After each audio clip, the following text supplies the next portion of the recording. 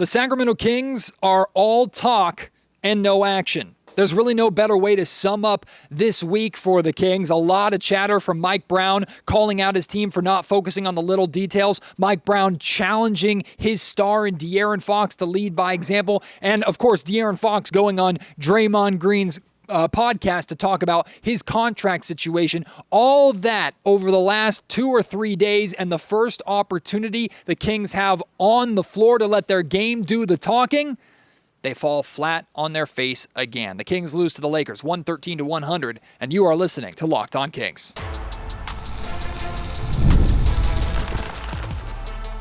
You are Locked On Kings, your daily Sacramento Kings podcast, part of the Locked On Podcast Network, your team every day. And now, ladies and gentlemen, it is that time for another episode of Locked On Kings. Hello and welcome into Locked On Kings, your podcast hub for Sacramento Kings coverage all season long. Today's episode is brought to you by FanDuel. You can get started with a big return on FanDuel this season. Right now, new customers can place a $5 bet, and you'll get $150 in bonus bets if you win that first $5 bet. Visit FanDuel.com to get started. My name is Matt George. I have the privilege of being your host here. I'm a Sacramento sports anchor and reporter for ABC 10 News. And since Monday night, when the Kings battled all the way back from down 22 points only to blow a 8-point lead over the final 3 minutes of their loss to the Denver Nuggets, Mike Brown, after that game, takes to the podium, calls out this team for not focusing in on the little details, not establishing themselves and setting the tone early, not coming out to start games and start second halves with the right kind of energy and allowing their opponents to build confidence that results in the handful of losses that the Kings have suffered so far this season. Then you have Mike Brown at practice not call out his star in De'Aaron Fox, but talk about how De'Aaron is on the cusp of superstardom. But what's keeping him from getting there is that at times he doesn't truly lead by example the way that he is supposed to, that he is part of the Sacramento Kings not setting the tone early on, trying to ease into games only to fall behind and again allow their opponents to build confidence. Then you have De'Aaron Fox, your star, going on to Draymond Green's podcast to talk about his contract situation, saying that what he is waiting for in Sacramento in order to sign the dotted line is signs from the team that winning is in their future, that they are building a winner. Even when De'Aaron Fox is directly involved and in many ways responsible for whether or not the Sacramento Kings live up to that expectation and actually win basketball games. All of this over the course of 3 to 4 days. And then the Kings take the floor tonight against the Los Angeles Lakers. They get demolished again in the little detail areas. They don't set the tone out of the gate. They allow the Lakers to do so and build their own confidence. De'Aaron Fox puts together his worst defensive performance of the season, in my opinion, and the Kings continue to just be pathetic on their home floor. First opportunity, all this talk, first opportunity on the floor to actually show that you are backing up what you're saying, because the players are all saying the right things. The players are all echoing what Mike Brown is telling them in practice and telling us in the media.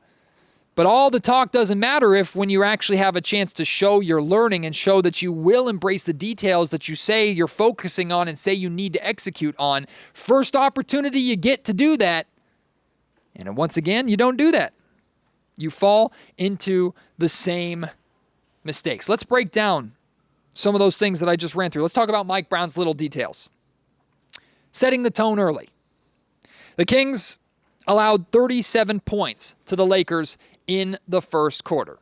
They allowed the Laker offense to get good looks both from the perimeter and in the paint. The Lakers really got to the paint and touched the paint at will for the Sacramento Kings. Even though they didn't score a boatload of points in the paint, they were getting downhill, getting the Kings in rotation, and we know Sacramento struggles when they allow teams to penetrate their defense and get to the paint and spray for threes or move the ball around or get second chance opportunities, right? The Kings do not do a good job establishing the tone early, fall behind by double digits again early in this game. Another little detail for the Kings. This one was one of the things Mike Brown directly called out after the Nuggets game. Boxing out. Tonight, the Kings were out-rebounded 53-43, and it felt a lot worse than that. The Lakers had 14 offensive rebounds, and they beat the Kings, demolished the Kings on the second chance points battle, 18-6. 18 second chance points for the Lakers on 14 offensive rebounds. Again, the game after Mike Brown challenged the Kings for doing a terrible job on the glass against the Denver Nuggets. Another little detail that Mike Brown challenges this team, pushing the tempo, especially against a team like the Los Angeles Lakers, who are one of the worst, if not the worst, transition defense team in the league. And yet, the Sacramento Kings, with De'Aaron Fox, Malik Monk, and even Domantas Sabonis, who likes to push the tempo and bring the ball up the floor as a center, they were beaten by the Lakers in the fast break battle 11-10. Another little detail, taking care of the basketball. The Lakers scored 17 points off of 12 Kings turnovers in just the second half.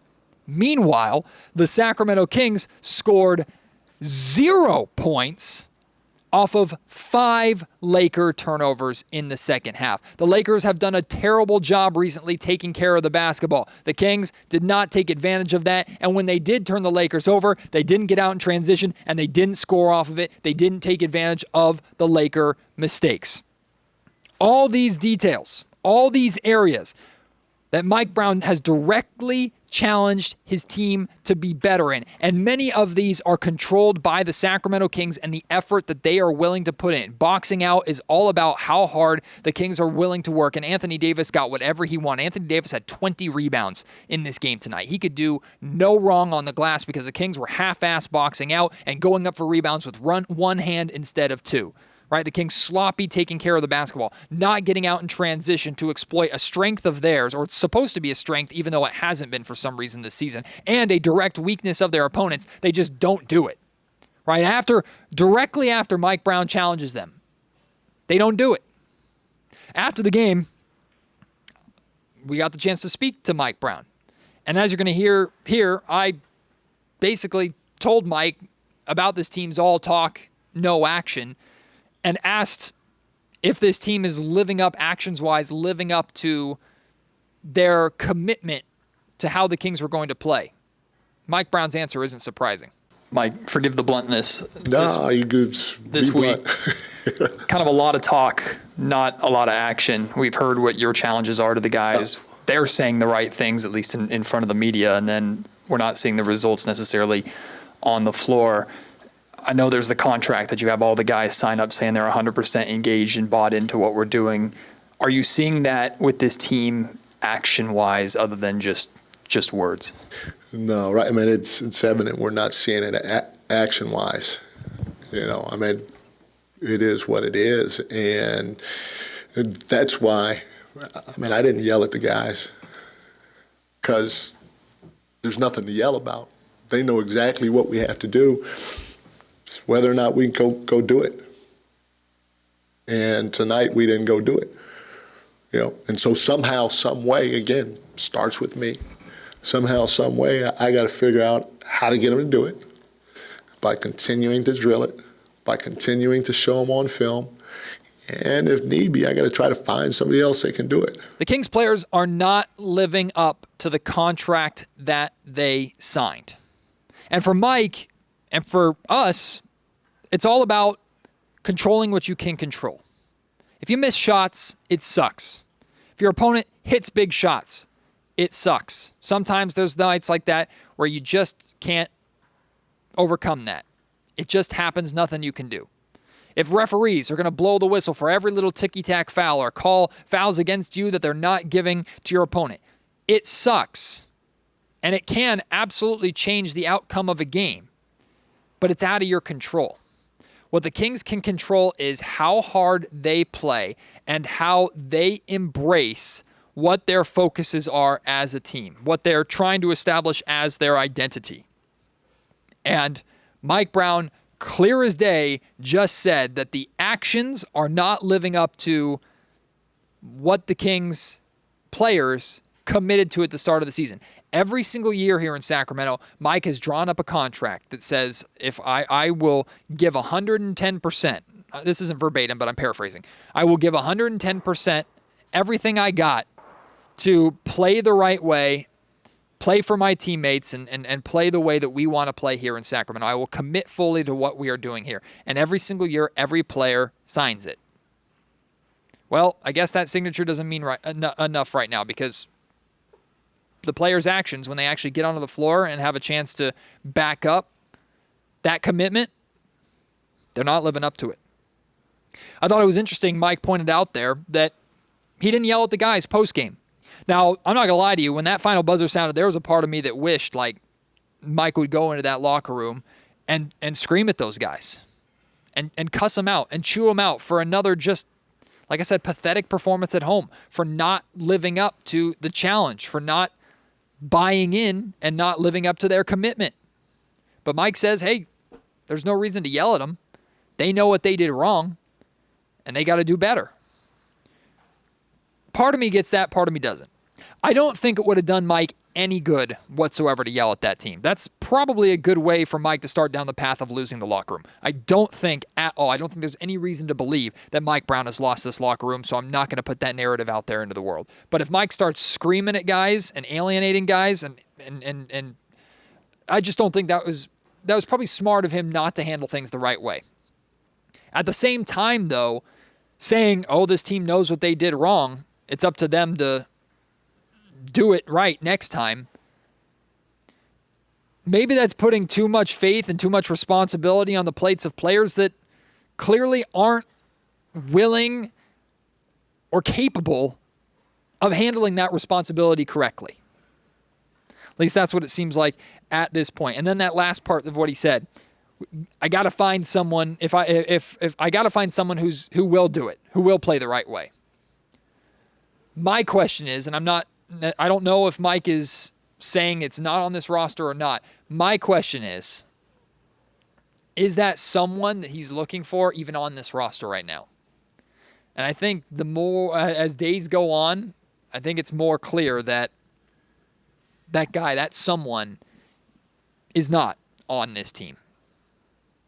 We're going to talk about De'Aaron Fox, why I feel like he put together his worst defensive performance of the season. And we'll talk about this flawed Kings roster and start asking questions about what moves Monty McNair should make, and if the move is to change this core, who is the piece of this core that Monty considers moving? We'll start that conversation and dive a little more into why the Kings are horrendous at home. That's all still coming up here on Locked On Kings. Today's episode of the Locked On Kings podcast is brought to you by BILT Rewards. If you're a renter, listen up. This is a total game changer. Thanks to BILT, you can now earn points on rent payments just like you do with groceries or travel. Paying rent now comes with serious perks, and it's completely free to join. You can earn valuable BILT points on your rent and everyday spending at no extra cost. Redeem points towards flights, hotel stays, and even future rent payments with over 500 airlines and 700,000 hotels in their program. The possibilities are endless. Access unique experiences that are exclusive to BILT members. I love using my points for travel, and BILT makes it so easy to turn rent into rewards. So if you're already paying rent, why not make it work for you? Start earning points on rent you're already paying by going to joinbuilt.com/LockedOnNBA. That's joinbuilt.com/LockedOnNBA. Make sure to use our link so that they know we sent you. Don't wait. Start earning rewards today. Today's episode of the Locked On Kings podcast is also brought to you by Game Time. This is the app that you need to be using to buy your tickets to whatever event, right?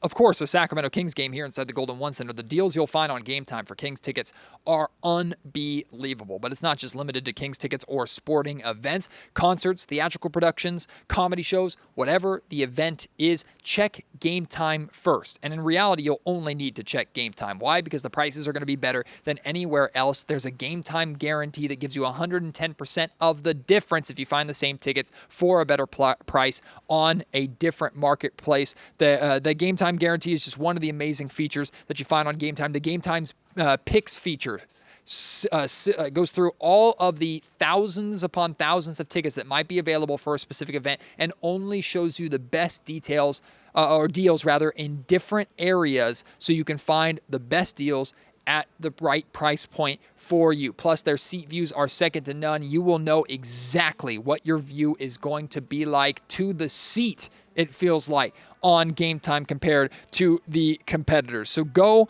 and download the Game Time app, create an account, and use code LOCKEDONNBA for $20 off your first purchase. Terms apply. Download Game Time today. What time is it? Game time. I'm not going to lie to you. I was really disappointed with De'Aaron Fox tonight. Really disappointed again after he is challenged by his head coach to lead more by example. And I have been talking a lot since that soundbite about how I feel De'Aaron Fox consistently leads the charge on the defensive end of the floor. I think De'Aaron Fox has been phenomenal for the Sacramento Kings defensively this season, and he doesn't always get the credit that he deserves, especially with the Sacramento Kings not winning as many games as they should be winning. For the most part, Fox has been sensational defensively as well as shouldering so much of the offensive load that he has. That being said, tonight, I thought it was his worst defensive performance of the year. He was getting beat off the dribble by Austin Reeves over and over and over and over again. And I'm not trying to crap on Austin Reeves because I know Austin Reeves is a good basketball player. But there is no world where De'Aaron Fox should be getting beat off the dribble by Austin Reeves more than a couple of times a game. Look, if you get beat by a crossover or because you're battling over a screen or just your opponent gets the better of you once or twice in a game, all right, it happens, even if you're the better player and the better defender. De'Aaron it felt like getting beat, like I said, time and time and time again. And how did he respond to getting beat? He tried to reach in and poke the ball away and bail himself out with a steal attempt. And even though he got, I think, 3 steals tonight, he got into significant foul trouble because of it. When we're talking about effort and we're talking about giving 110%, it didn't look like De'Aaron Fox was doing that tonight on the defensive end of the floor. And again, if De'Aaron Fox is not going to do it, who the hell is on this team? If De'Aaron Fox's leadership style is lead by example, and he's not willing to give 100% and live up to that contract that he signed, why would any of his teammates do the same? It's a lot of pressure, and at times it's unfair to put that on him, especially when so much is on his shoulders for 82 games. For the Kings to really be successful, so much is on De'Aaron Fox's shoulders. And I know some nights he's not going to have it. Some nights he's going to be bad. It is only human of him to have some plays and some moments and some nights where he's not his best. But for it to be the night after your coach challenges you, the night after the coach calls out the team for effort-related issues, and the first game after you went on Draymond Green's podcast to talk about how the Kings organization needs to prove to you that they are moving in a winning direction, needs to win. That's the most important thing to you signing the dotted line to commit to remaining here in Sacramento. The night after all of that, I don't think De'Aaron Fox played his hardest. I don't think he did. Now, I don't think a lot of players on this Kings team played their hardest, to be fair. And I want to be very clear here. I'm not blaming this loss tonight on De'Aaron Fox and De'Aaron Fox alone. But like Mike Brown said, De'Aaron is the leader. De'Aaron is this is a Luke Walton term. He's the head of the snake. De'Aaron Fox is going to take the Kings as far as they're going to go. The best version of the Sacramento Kings is the best version of De'Aaron Fox. And this was nowhere near his best version tonight. He gets into massive foul trouble, picks up his 4th and 5th fouls like midway through the third quarter, has to sit on the bench for the remainder of the third quarter. Credit to him, he played pretty much the entire fourth quarter with 5 fouls, so good for him in that sense. But this just wasn't good enough from Fox. It wasn't. And it doesn't mean that I don't believe in the guy anymore. It's not worth harping on and tearing the guy down for longer than tonight. De'Aaron Fox spoke to the media postgame. I'm not playing any of that audio for you because he didn't say anything worthwhile. He said the same thing that he's been saying, same thing the players have been saying. And to be honest with you, after all the talk this week, I'm tired of hearing anything from the players. I'm glad we heard what we heard from Mike Brown to some point, but we could have gone without any post-game sound tonight because in reality, there's nothing that they can say that matters at this point. Their actions are what's important from this point on. So whether they have Kings practice availability tomorrow or not, who cares? Who cares what they say? It's about what they do. And fortunately, because he's the superstar and he's paid like the superstar, and again, he's making comments about the Kings needing to win games in order for him to re-sign, which again, I don't blame him for making those comments, but you kind of look like a hypocrite when you make those comments and then follow it up with a performance like this. It's not who De'Aaron Fox is. One game does not erase all of the good that he has done this season. And it does not make me question more than on a one-night basis whether or not De'Aaron Fox is the star of this team. But when this Kings team has a consistency issue and your star player also is not, we can question what version of your star you're going to get on a nightly basis, that's a problem. That is a problem. And the area that Fox has been most consistent this year is on the defensive end of the floor, and he was not good or consistent defensively tonight.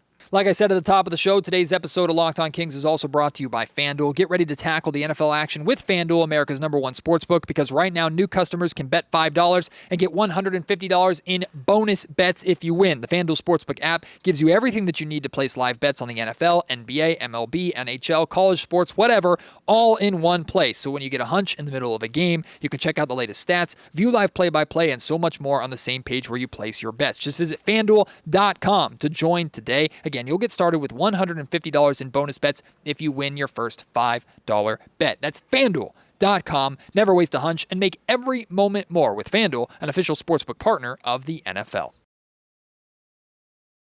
But in reality, Fox is not the problem.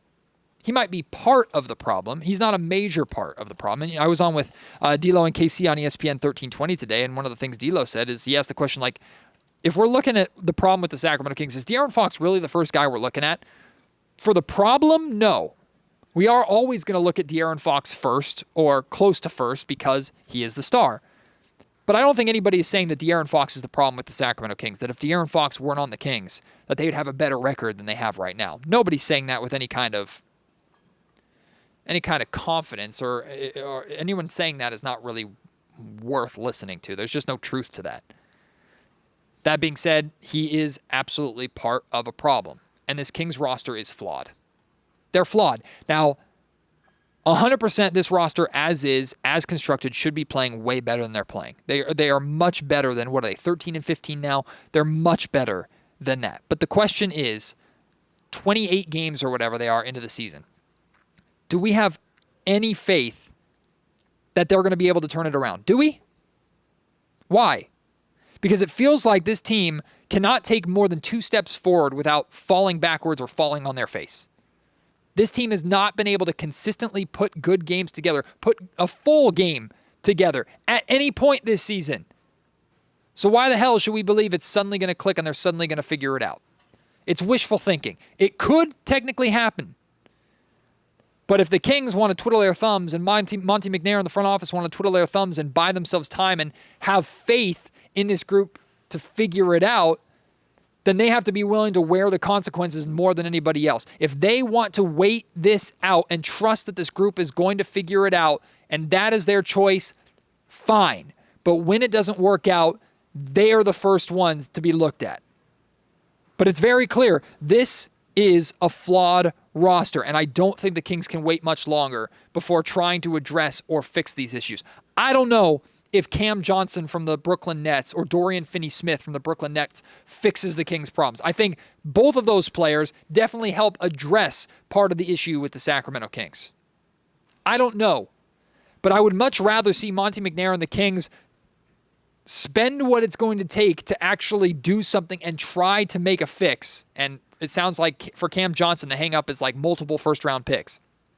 I'd rather the Kings go and take that risk and try something and it fail rather than them continue to sit on their hands and have faith, blind faith, that this group is going to figure it out. Even if they should be playing better than they are, 100%, they should be. This roster, 100%, should be better as constructed than the way it is. And the players wear the responsibility for that.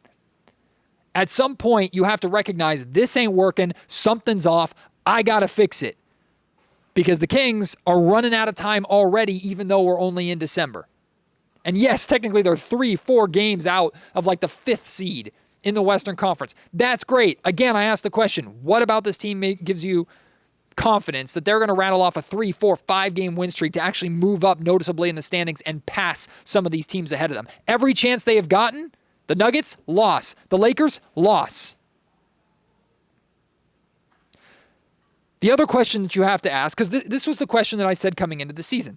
The question that I said Monte McNair and the Kings need to have an answer for this season was, do you feel comfortable and confident going all in with this group?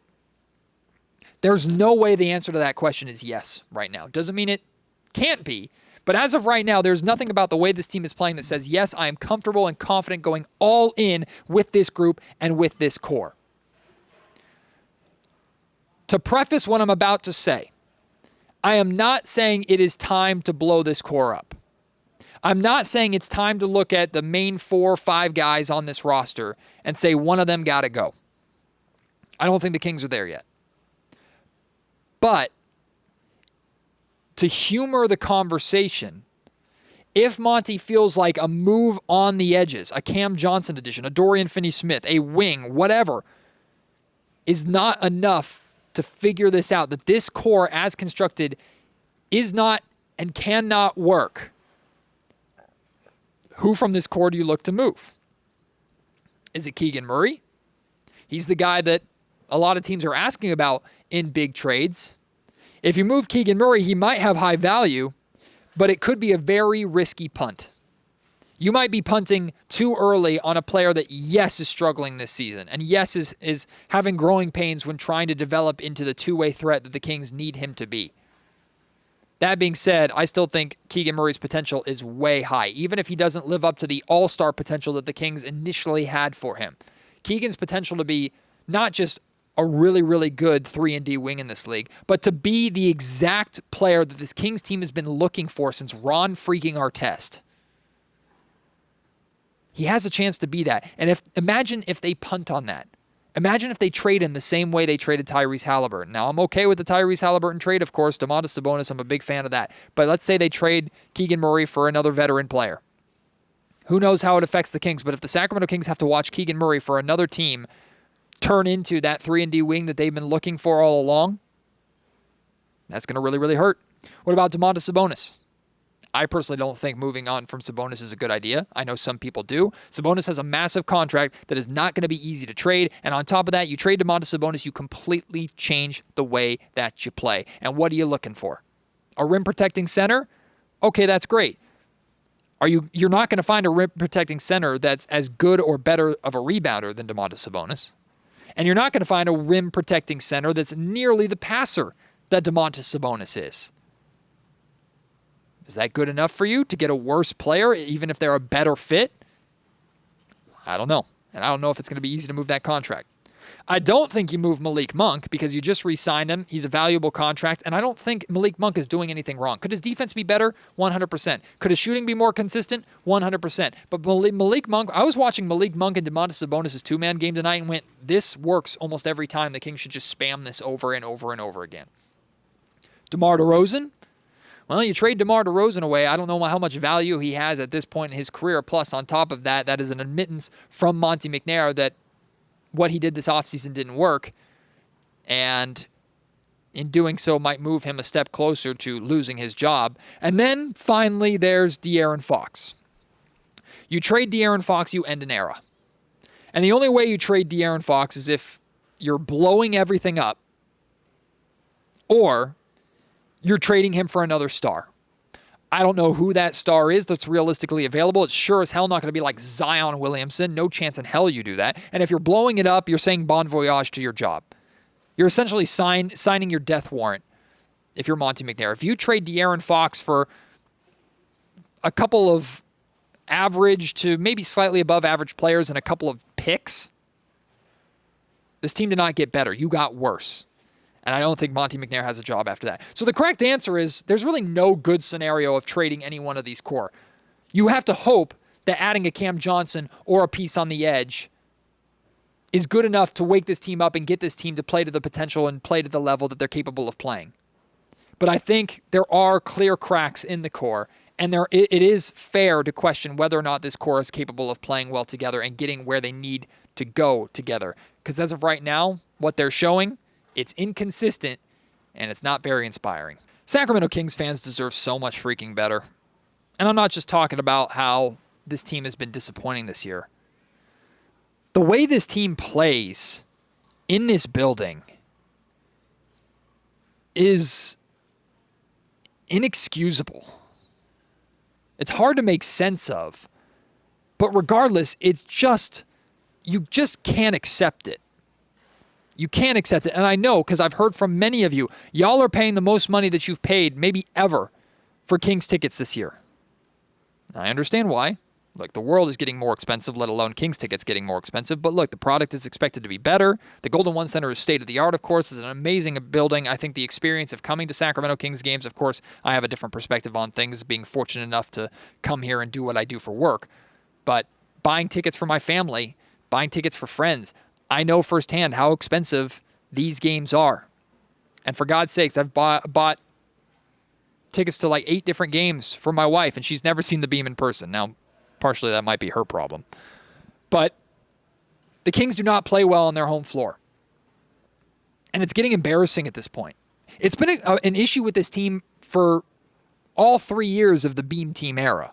But this year it's especially bad. The Kings are now 6-9 on their home floor this season. How the hell can they expect to be a good basketball team if they can't be good at home? And it's not even being good. It's just being consistent. I said to you, and I still feel this way, this is the most important stretch of the season for the Kings. This stretch will decide how the Kings proceed with this season going forward and if big changes are going to be made or not. And the Kings have started this stretch of 9 of 11 games in this building and not leaving California until January 10th. They've started this stretch 0-2 on their home floor. They have sometimes good spurts, but more often than not, straight up bad energy on their home floor. There's no other way to put it. If you watch this team in person, you will see the energy is off. They have these spurts. These games at home go the same way. Did tonight, did against Denver. They fall behind by double digits early. All of a sudden, wake up with a big run. They put their foot on the gas, get the crowd involved, get back into it, even take a lead. And then whether they take their foot off the gas or their opponents are just or what happens, I know basketball is a game of runs, right? But to just sum it up as, it's just runs, it's just the way it is, I think is brushing the issue under the rug. The Sacramento Kings fall behind early, fight hard to battle back, and then take their foot off the gas and can't extend that lead. What is it about this Kings team? Why can they not be that version of themselves, that big run, prolific offense, high energy version of themselves when the game is tied or they're maybe slightly behind so they can build a double-digit lead of their own? We've seen it from time to time, but not consistently enough. More often than not, you get that version of the Kings when they go into desperation mode or when they're behind early on. It was 14 points tonight in the first half. It was 22 points the other night against the Denver Nuggets. And it's consistently happening on their home floor because their energy is terrible out of the gate. Their opponents are better. The opponents gain confidence in your building, take your crowd out of the game when you have the best crowd in the NBA, and you continue to just lay an egg. Kings are moving in the wrong direction. At this time, 2 seasons ago, when they made the playoffs, the Kings were 16-12. Last year, at this time, 28 games into the season, the Kings were 17-11. This season, the Kings are 13-15. What does that tell you? It tells you that you had a team that maybe caught lightning in a bottle. The Beam was born. This team took the league by storm. But as the league has adapted, you have failed to do so. Granted, it's not for want of trying. You've tried certain things, but it's not working. And while the West continues to grow and other teams continue to be good and some teams straight up pass pass you and leave you in the dust. You're sitting there, at best, treading water. If that ain't on the front office more than anybody else, I don't know what is. It feels like I blame the front office more than anybody else. And I will admit to some extent that is a little unfair. But it's clear Monty McNair and his front office staff have work to do. It's clear that Mike Brown could certainly be better in certain areas. But Mike Brown has laid the challenge out to this roster, and this roster is either incapable or just flat out not willing to live up to those expectations. So it's either time to replace those players or let those players ride it out and at this point accept the fact that you're just not a very good basketball team. And being a not very good basketball team in the Western Conference means you're not in the playoffs. And you're also not getting a top pick. Or the best odds, I should say, at a top pick. Kings can regroup Friday, tomorrow, because they get the Lakers again. A 3 o'clock tip on Saturday, and then they play on Sunday. A 3 o'clock tip on Sunday as well. No rest for the wicked. Hopefully they can figure this out. A good opportunity against the Lakers to get a little bit of revenge or look better, but I don't know. I wish I could say that my confidence in this team was higher than it is, but it's not. Kings need to earn that confidence. Kings need to show that confidence in themselves, because right now it doesn't look like they believe in what they're trying to do. So why the hell should we believe what they're trying to do? All right, I want to hear from you. At Matt George Sack on Twitter. Hit me up. Email me, mattgeorgesports@gmail.com, or leave your thoughts in the YouTube comment section down below. Your thoughts on this game, how you're feeling about this team. If you're doom and gloom, let it fly. If you're feeling okay, let it fly. Talk to me. Let me know. Let's talk about it. And hopefully things will be better on Saturday afternoon. Appreciate your support as always. Can't wait to have you join me on the next episode of Locked On Kings. Until then, my name is Matt George. You've been listening to the Locked On Kings podcast, part of the Locked On Podcast Network.